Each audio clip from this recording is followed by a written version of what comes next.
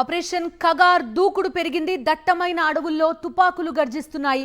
మావోయిస్టులకు దెబ్బ మీద దెబ్బ పడుతోంది. భద్రతా బలగాలు వారిని రౌండప్ చేస్తూ హతమారుస్తున్నాయి. తాజాగా ఛత్తీస్గఢ్ నారాయణపూర్ జిల్లా అడవుల్లో భారీ ఎన్కౌంటర్ చోటు చేసుకుంది. పోలీసులకు మావోయిస్టులకు మధ్య కాల్పులు జరిగాయి. కాల్పుల్లో 30 మంది మావోయిస్టులు మృతి చెందినట్టుగా తెలుస్తోంది. చాలా మందికి గాయాలైనట్టు సమాచారం. మావోయిస్ట్ అగ్ర నాయకుల బృందం ఉన్నట్టు సమాచారం అందుకున్న భద్రతా బలగాలు కూంబింగ్ చేశాయి. ఈ క్రమంలో మావోయిస్టులు భద్రతా బలగాల మధ్య భీకర కాల్పులు జరిగాయి.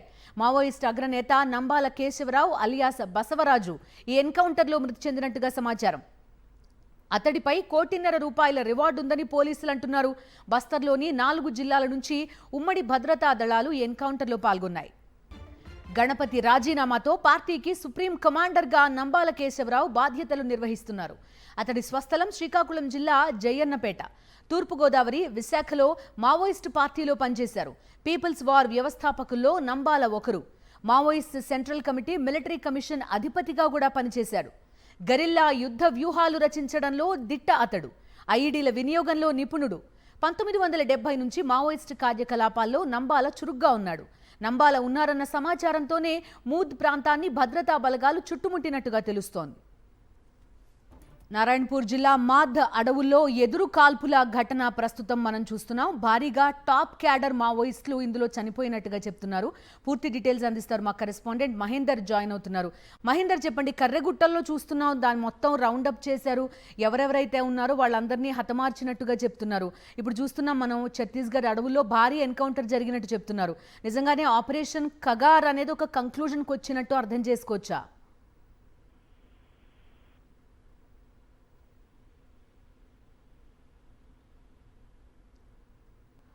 ఆపరేషన్ కగార్ దూకుడు పెరిగింది. దట్టమైన అడవుల్లో తుపాకులు గర్జిస్తున్నాయి.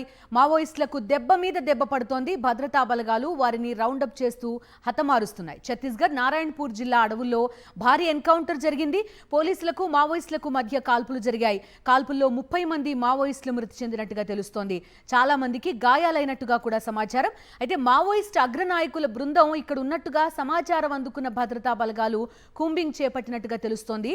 ఈ క్రమంలోనే మావోయిస్టులు భద్రతా బలగాల మధ్య భీకర కాల్పులు జరిగినట్టుగా తెలుస్తోంది. అయితే మృతులు మావోయిస్ట్ అగ్రనేత నంబాల కేశవరావు ఉన్నట్టుగా సమాచారం కూడా అందుతోంది. అతనిపై ₹1.5 కోట్ల రివార్డు ఉందని పోలీసులు అంటున్నారు. పూర్తి డీటెయిల్స్ మహేందర్ అందిస్తారు. మహేందర్, చెప్పండి, ఆపరేషన్ కగార్ చూస్తున్నాం, కర్రెగుట్టల్లో ఏం జరిగిందో తెలుసు. ఇప్పుడు ఛత్తీస్గఢ్ అడవుల్లో ఒక భారీ ఎన్కౌంటర్ గురించిన వార్త చూస్తున్నాం. ఆపరేషన్ కగార్ ఒక కంక్లూజన్ కి చేరుకుంటోందనిపిస్తోంది. ఇటీవల కాలంలో భారీ ఎన్కౌంటర్ గా మనం చెప్పాలి. ప్రస్తుతం ఇది మాడ అటవీ ప్రాంతంలో సంబంధించి పోలీసు భద్రతా బలగాలకు మావోయిస్టుల మధ్య జరుగుతున్న ఎదురు కాల్పుల్లో మొత్తం 30 మంది మావోయిస్టులు కూడా ప్రాణాలు కోల్పోయారు. ఇందులో కేంద్ర కమిటీకి సంబంధించిన సభ్యులు ఆ టార్గెట్ గా సంబంధించి కూడా ఈ ఆపరేషన్ సంబంధించి మొత్తం కొనసాగుతుంది. అయితే ఇందులో కీలక నేతలుగా ఉన్న గత కొంతకాలంగా కూడా పార్టీలో కీలక నేతగా ఉంటూ వస్తున్న మావోయిస్ట్ పార్టీ కేంద్ర కమిటీ సభ్యులు నంబాల కేశవరావు అలియాస్ బసవరాజు కూడా చనిపోయినట్లు తెలిసింది. అతనిపై ₹1 కోట్ల సంబంధించిన రివార్డు ఉంది. గత 35 ఏళ్ల నుంచి కూడా పార్టీలో చాలా కీలకంగా వస్తున్నారు. చాలా కీలకమైన ఆపరేషన్ లో కూడా కేశవరావు కూడా పాల్గొనడం జరిగింది. ఈ ఆయుధాలు సమకూర్చడంలో గానీ, రిక్రూట్మెంట్ సంబంధించి మావోయిస్ట్ పార్టీ కొత్తగా చేరే యువకులకు సంబంధించి రిక్రూట్మెంట్ విషయంలో కూడా ఈయన చాలా కీలకంగా సంబంధించి వివరిస్తూ వస్తున్నారు. అయితే ఇటీవల కాలంలో కేంద్ర కమిటీకి సంబంధించిన సభ్యులు టార్గెట్ గా ఈ భద్రతా బలగాలకు సంబంధించి ఆపరేషన్ అంటే అంబుజిమఠ్ సంబంధించిన ఏరియాతో పాటుగా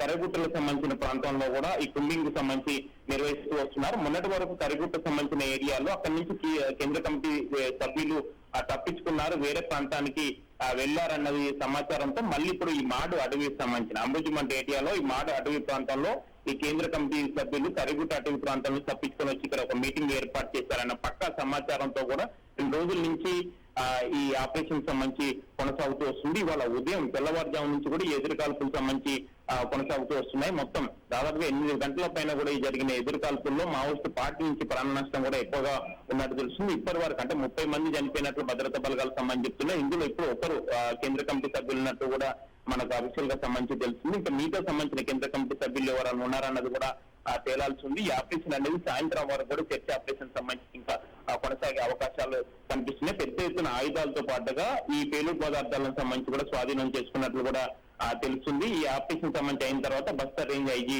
ఒక మీడియా సమావేశం సంబంధించి ఏర్పాటు చేసే అవకాశాలు కనిపిస్తున్నాయి. వరుసగా సంబంధించి జరుగుతున్న ఎన్కౌంటర్ల నేపథ్యంలో మావోయిస్ట్ పార్టీ ఉక్కిరిబిక్కిరి అవుతున్న నేపథ్యంలో ప్రస్తుతం కేంద్ర కమిటీ సభ్యులు కూడా ప్రాణాలు కోల్పోతున్నా ఆ పార్టీకి మింగుడు పడని ఆ పరిస్థితి ఏర్పడుతుంది. కేశవరావు చనిపోవడం అనేది పార్టీకి చాలా పెద్ద ఎదురుదెబ్బగా మనం పరిగణించాలి. మహేందర్, కర్రెగుట్టలలో చూసాం మనం ఒక భారీ ఘటనలు, భారీ మృతుల సంఖ్య మనకు కనిపించింది. అక్కడ నుంచి చాలా మంది వెళ్ళిపోయినట్టుగా కూడా కొంత సమాచారం, ఏదైతే భద్రతా బలగాల్ని కొంత డైవర్ట్ చేసిన ప్రయత్నం జరిగిందో ఆ టైంలో అక్కడ వాళ్ళు ఎవరు ఇందులో లేరా? ఐ మీన్ అక్కడ నుంచి వచ్చేసిన వాళ్ళు ఎవరు? వీరంతా కూడా వేరే మావోయిస్టులను అర్థం చేసుకోవచ్చా?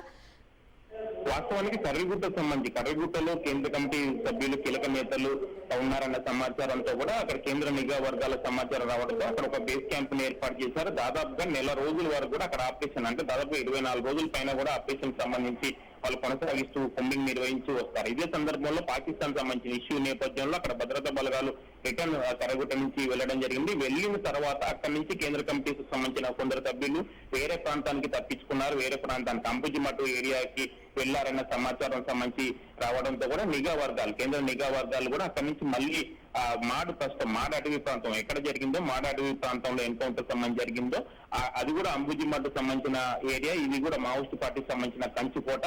దాదాపుగా 3 ప్రాంతాలు, కర్రెగుట్టతో పాటుగా మాడ్ అటవీ ప్రాంతాలు, మరో 2 ప్రాంతాలను కూడా వాళ్ళు ఐడెంటిఫికేషన్ చేశారు. ఈ 4 ప్రాంతాలకు సంబంధించి ఈ 4 ఏరియాల్లో కేంద్ర కమిటీ సభ్యులు సంబంధించి మొత్తం 18 మంది కేంద్ర కమిటీ సభ్యులు ఈ 4 ప్రాంతాల్లో ఉన్నారన్న సమాచారంతో కూడా గత 4 నెలల నుంచి ఆపరేషన్ కొనసాగుతూ వస్తున్నారు. ఇందులో కర్రెగుట్ట ఒకటి, ఇంకోటి మాడు సంబంధించిన ఏరియా ఒకటి, అంబుజిమట్లో మరో 2 ప్లేసులకు సంబంధించి కూడా వాళ్ళు మొత్తం ఐడెంటిఫికేషన్ చేసి కుంబింగ్ నిర్వహిస్తూ వస్తారు. అయితే ఇప్పుడు కర్రెగుట్టలో జరిగిన ఏరియాలో మాత్రం ఎక్కడ కీలక నేతలకు సంబంధించి మొత్తం అక్కడి నుంచి ముందస్తుగా వాళ్ళు తప్పించుకోవడంతో కూడా అక్కడి నుంచి కేంద్ర కమిటీ సభ్యులు సేఫ్ గా బయటపడ్డారు. కానీ ప్రస్తుతం ఈ మాడ్ అటవీ ప్రాంతంలో జరిగిన ఎన్కౌంటర్ లో మాత్రం కేంద్ర కమిటీ సభ్యులు మాత్రం కీలక నేతలు సంబంధించి వాళ్ళు ఉండడం, వాళ్ళ వైపు నుంచి కొంత ప్రాణ నష్టం సంబంధించి ఎక్కువగా ఉన్నట్టు తెలుస్తుంది.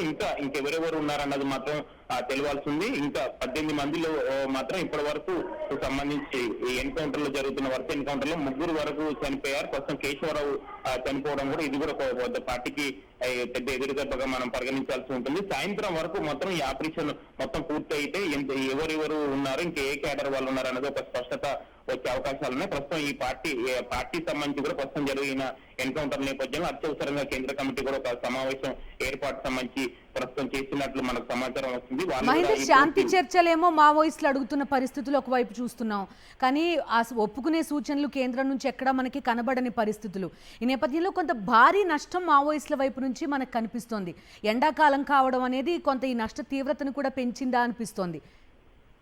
వాస్తవానికి శాంతి చర్చలకు సంబంధించి మావోయిస్టు పార్టీ వైపు నుంచి సానుభూతి పరులు కానీ మీతో సంబంధించిన చాలా వరకు ఈ మిగతా వేరే పార్టీలకు సంబంధించి వామపక్ష పార్టీలకు సంబంధించి వాళ్ళు కూడా ఒక రిప్రజెంటేటివ్ కూడా ప్రభుత్వాలకు సంబంధించి ఇస్తున్నాయి. అయితే వీటిని కేంద్ర ప్రభుత్వం పరిగణలోకి తీసుకోవట్లేదు. వాళ్ళు సీరియస్ గా ఆపరేషన్ సంబంధించి కొనసాగిస్తున్న నేపథ్యంలో ప్రాణ నష్టం తీవ్రత అనేది ఎక్కువగా జరుగుతూ వస్తుంది. రాబోయే రోజుల్లో కూడా ఈ శాంతి చర్చలు అనేది జరిపే పరిస్థితులు మాత్రం కేంద్ర ప్రభుత్వం వైపు నుంచి కనపడట్లేదు. వాళ్ళు పూర్తి స్థాయిలో ఆపరేషన్ కాగారు ఈ మంత్ ఎండింగ్ కల్లా పూర్తి చేయాలన్నది వాళ్ళు చాలా సీరియస్ గా ముందుకెళ్తున్నారు. దానిలో భాగంగానే ఈ శాంతి చర్చల అంశాన్ని ఏమాత్రం వాళ్ళు పరిగణలోకి తీసుకోకుండా వారు చేసే ఆపరేషన్, వాళ్ళు చేసే ఎత్తుగడలకు సంబంధించి వాళ్ళు ముందుకు వెళ్తున్న నేపథ్యంలో ఈ మావోయిస్టు పార్టీ ఉక్కిరిబిక్కిరి అవుతుంది. ఎటువైపు నుంచి కొంతకాలంగా వాళ్ళు శాంతి చర్చలకు సంబంధించి అవకాశం ఉందనే ఒక కబురు మావోయిస్టు పార్టీ నుంచి పంపించిన దీన్ని ఇటు కేంద్ర ప్రభుత్వం సంబంధించి ఎటువంటి పరిగణలోకి తీసుకోకపోవడంతో కూడా వాళ్ళు ఎస్కేప్ అయ్యే ప్రయత్నంలో ప్రస్తుతం మావోయిస్టు పార్టీ కీలక కమిటీ సభ్యులు ఉన్నారు. కొంతకాలం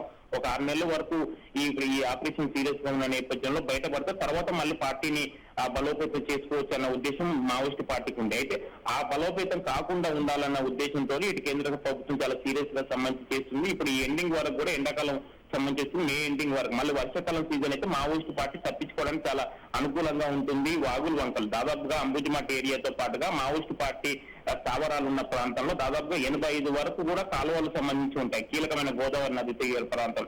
ఈ ప్రాంతంలో కుంబింగ్ సంబంధించి భద్రతా బలగాలు చేసే అవకాశం ఉండదు. వర్షాకాలం సీజన్ వస్తే ఈ మొత్తం ఆపరేషన్ అనేది ఆగిపోయే పరిస్థితి ఉంటుంది. మావోయిస్టులకు సేఫ్ గా వాళ్ళు బయటపడే అవకాశం ఉంటుంది. కాబట్టి వాళ్ళు ఈ వర్షాకాలం సీజన్ ప్రారంభమయ్యే లోపే ఈ ఆపరేషన్ పగారు ముగించాలన్నది కూడా కేంద్ర ప్రభుత్వం ఉద్దేశం. దానిలో భాగంగానే ఈ 15 రోజుల పాటు కూడా ఇంకా సీరియస్ గా ఆపరేషన్ అనేది కొనసాగించే అవకాశాలు కనిపిస్తున్నాయి. ఈ 15 రోజుల్లో ఇంకా భారీ ఎత్తున మావోయిస్టు పార్టీ నుంచి కూడా ప్రాణ నష్టం ఉండే అవకాశాలు చాలా స్పష్టంగా కనిపిస్తున్నాయి. వర్షాకాలం సీజన్ వస్తే మళ్ళీ మావోయిస్టు పార్టీకి సంబంధించిన కీలక నేతలు వాళ్ళు సేఫ్ గా ఎస్కేప్ అయ్యే అవకాశం ఉంటుంది కాబట్టి ఈ లోపే ఈ ఆపరేషన్ పూర్తయ్యే అవకాశాలు ఉన్నాయి.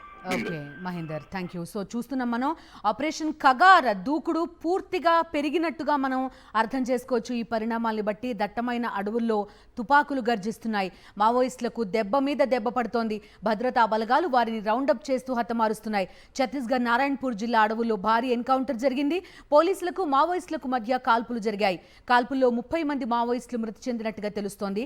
చాలా మందికి గాయాలు కూడా అయినట్టుగా సమాచారం. అయితే చూస్తున్నాం మనం మావోయిస్ట్ అగ్ర నాయకుల బృందం ఇక్కడ ఉన్నట్టుగా సమాచారం అందుకున్న భద్రతా బలగాలు కూంబింగ్ చేసినట్టుగా తెలుస్తోంది.